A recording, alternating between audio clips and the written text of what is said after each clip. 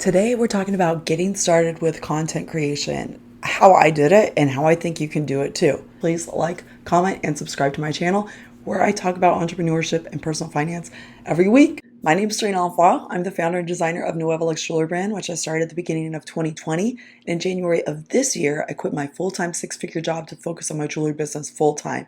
In the meantime, I decided to resurrect my YouTube channel so I could share tips and tricks about entrepreneurship and personal finance with you, because that's what allowed me to quit my job and focus on my business. Thanks for watching. Let's talk about getting started with content creation. I started sharing a series on my personal Instagram stories almost 2 years ago now, that I called Wealth Wednesday. And in that series, I just basically talk about money. I talk about things like saving, investing, choosing a bank, and so much more. Just a bunch of topics that surround money that I know about because I had to learn about them on my own. I also went back to school to get a certificate in financial management. I worked in the finance department of one of my previous jobs, and I'm just really interested in money and how you can make more of it. So I thought, hey, why not take all this that I've learned? Why not share this with my friends and the people that follow me on Instagram? And I also wanted to get more confident on camera. When I initially started my jewelry business, my plan was to just never be seen and have it only be the jewelry and have the jewelry speak for itself. But I quickly learned that people want to buy from other people, and by hiding behind my products, no one was really getting to know who I am or why I like making jewelry. So I wanted a way to get myself more comfortable talking in front of the camera. Personally, I'm an introvert, so I kind of would prefer to not really be talking about everything all the time. But thankfully, I'm actually confident talking in front of people. I'm actually more confident talking in front of a group of people than I would be talking to someone one-on-one. And I know that sounds really weird and bizarre, but a lot of my previous corporate jobs I had involved me speaking either in a courtroom or in a mediation or in a meeting with top level executives from my companies. So I became pretty confident in speaking in front of people and presenting clear and logical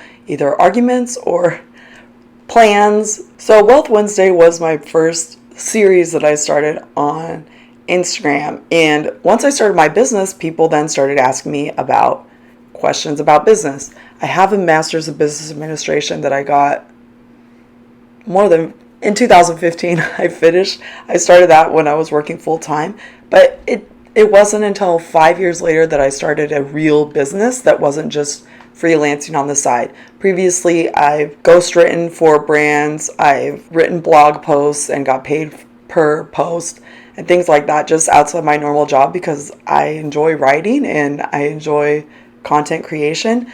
I just wasn't super confident about just coming on camera and speaking. That was just kind of foreign to me, and I know that sounds weird, because if you're confident in a meeting, why wouldn't you be confident on camera?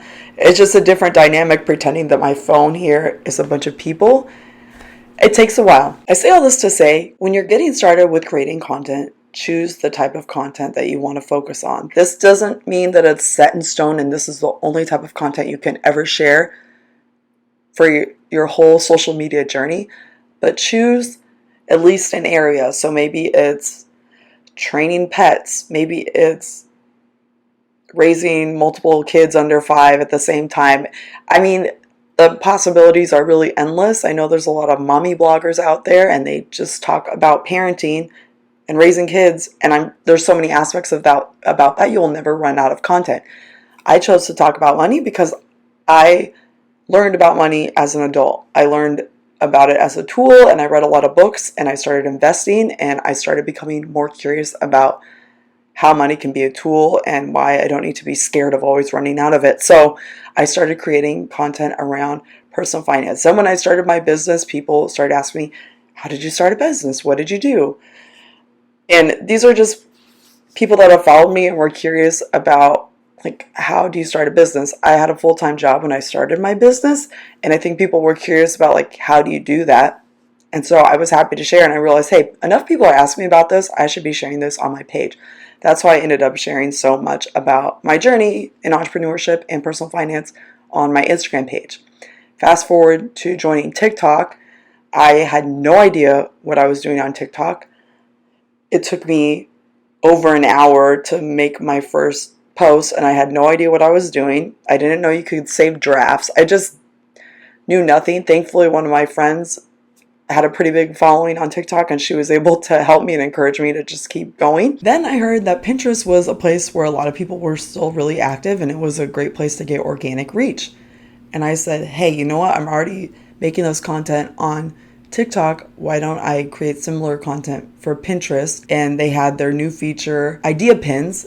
And so I started creating idea pins with similar content I had been sharing on my Instagram, TikTok, and then Pinterest. Again, I wasn't really active on Pinterest. I had an account for so many years, but I wasn't really on there looking for much, except if I ever wanted to find a recipe or something like that, I would go on Pinterest. So I got about 5,000 followers on Pinterest based on my idea pins alone on my personal page. Then I eventually created a Pinterest page for my brand. But again, I'm sharing the same type of content, personal finance and entrepreneurship, and telling people that are following me like, hey, I'm new on this journey too. Personal finance has been something that I've been interested in a long time, but actually starting my business, I was still and still am a baby entrepreneur. Previously, like I said, I freelanced and things like that, but I never created a business, did all the taxes and everything like that. So I'm sharing my journey on Instagram, TikTok, Pinterest, now YouTube. I've had a YouTube channel for years. My first couple videos are concerts, like I think it's Clips and MIA, and they're like on my old phone. It looks like all pixelated and terrible, but I always thought, oh, it would be cool to start a YouTube. Anyway, I started YouTube, and guess what I'm talking about? Entrepreneurship and personal finance. And there's so many aspects of those two topics that I don't think I'll ever run out of content to make. Create the kind of content that you want to be known for. Do you want to share easy recipes? Do you want to talk about pets? Do you want to talk about motherhood? Do you want to talk about going through divorce? Do you want to talk about planning a wedding? There's just so many topics that you can choose to talk about, and you can always branch out from there. But if I'm talking about tech specs on iPhones, and then I'm talking about dog food, and then I'm talking about creating jewelry, and then I'm talking about recipes, and I'm talking about my indoor plants, and then I'm talking about microphones you should choose to film on YouTube, my audience is going to be confused. There are people that just share lifestyle content, and they're like a vlog. This is my outfit of the day. This is my meals of the day. And that's fine. You can sprinkle in some of your lifestyle in there as well. But if you're just too all over the place, your audience doesn't really know what they're following you for. And if they followed you for one thing and you're just bouncing around from 20 topics every month, your audience gets confused too. They may become disengaged, or they may unfollow you, or they might comment like, I thought I was following you for the personal finance tips. Where are those? You're talking about shoes now. So create the content that you want to be known for. Once I started creating content that I wanted to be known for, brands started reaching out to me to partner with them in collaborations or providing discount codes for my audience or things like that. I've partnered with some finance companies, banks, e-commerce platforms, and things like that, because they all fall within the umbrella of the kind of content that I share. So if you're choosing to share a specific type of content, think about the kind of brands that may reach out to you. You can even reach out to brands once you've started creating a specific type of content to see if they want to partner with you. There's a lot of platforms to build relationships with brands and get your own links and things like that you can use in your blog posts or below your YouTube, which obviously I'm going to do for you guys too. But think of all of your social media platforms as a place where your audience or your community can discover you and share the kind of content that you want to be known for in the type of community that you want to be in. That's why I have been able to get pretty cool collaborations and partnerships and link up with brands or be affiliated with these brands that I use and that I think you guys would have a good experience with too. Getting started with content creation. Choose the area that you want to share content about. Stick to that area. Feel free to sprinkle in a little variety here and there so your audience doesn't get bored, but stick to the specific topic that your audience will get to know you for in some way. And again, like I said, you can always branch out from there. And then you're going to start getting opportunities to work with the brands in those areas that you share about. It may take you a long time. I started Wealth Wednesday, I think around the same time I started my business, and if not earlier, I'll have to look. And that was just every Wednesday I was talking about money, and I asked the people that followed me, what should I call this? Should I put a name on it because I'm doing it every week? I wanted to get into the habit of sharing every week, forcing myself to show up on Instagram. And now I'm on YouTube doing the same thing. On TikTok, I was forcing myself to show up every day for a month, 3 times a day. I don't know if that's good advice. This is something I did last year, and it was brutal because I was still working full time, and I would be like, I don't have any idea what to talk about today. I'm so exhausted from work and I don't want to film. And it used to take me so long to create a TikTok, and now brands pay me to create TikToks for them. This is a very short window of time when all this has happened for me. So start creating your content. Let me know in the comments what type of content you share, or if you don't share content yet, you're just observing and deciding if you want to stick your toe into the content creation field. Let me know what type of content you're leaning towards.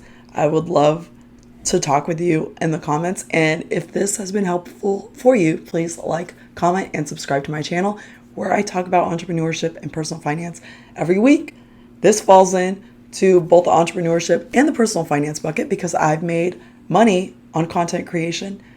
I'm an entrepreneur for my jewelry business, and now I'm an entrepreneur for creating content for other brands that pay me to do it for them. Pretty cool. And anybody watching this can do the same thing. I have so much faith in you. You have no idea. So thanks for watching. Let me know in the comments again what type of content you create now or want to create in the future. Thanks for watching.